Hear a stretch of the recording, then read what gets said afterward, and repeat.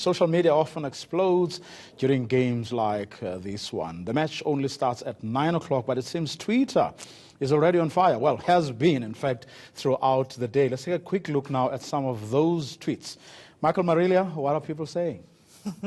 Well, Vuyo, we've been tracking the hashtags over the last few hours. Initially, Nigeria versus South Africa was the hashtag that was trending in this country, but it's actually been overtaken, and I'll tell you why. The new hashtag trending in South Africa: if Bafana beats Nigeria, I will. Now, we saw a similar hashtag ahead of the game against Egypt, and people were making all sorts of promises which they have not been able to fulfill.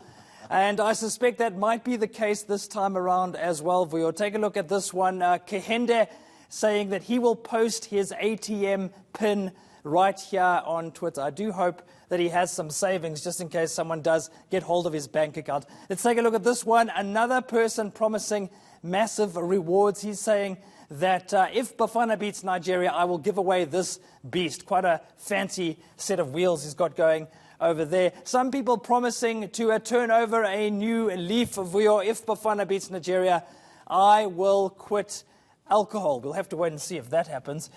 This one was quite bold, Vuyo, I have to say. And Tataka saying, if Bafana beats Nigeria, he will propose to his girlfriend. Wow, the stakes are pretty high when it comes to some of these Twitter users, and it seems Bafana are actually inspiring a little bit of romance amongst their fans. This user saying that he will ask Shoma Jozi to marry him, and he'll ask Julius Malema to serve as his best man. Where do they actually come up with this stuff? I really do not know. And we mentioned romance. Well, there's romance and then there's bromance.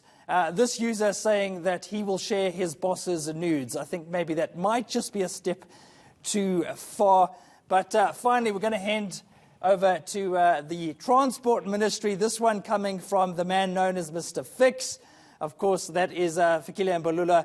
And he says, if Bafana beats Nigeria, I will relocate to Mars. That could be a bit of a problem for Mbalula because as far as I know, they don't have any roads on the red planet. But that's his promise to the country. If Bafana win, he's going to relocate to another planet. Vuyo?